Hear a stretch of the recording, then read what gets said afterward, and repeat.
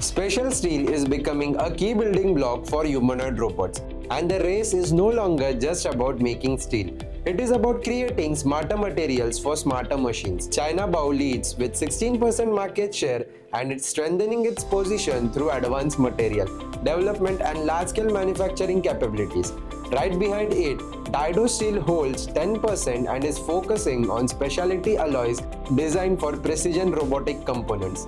Meanwhile, Nippon Steel holds 9%, POSCO captures 7%, and ArcelorMittal accounts for 6%. The interesting part, companies are no longer competing on a scale, they are competing to create lighter, stronger, and more durable material that could power the next generation of humanoid robots. Markets move fast, your decision need to move faster.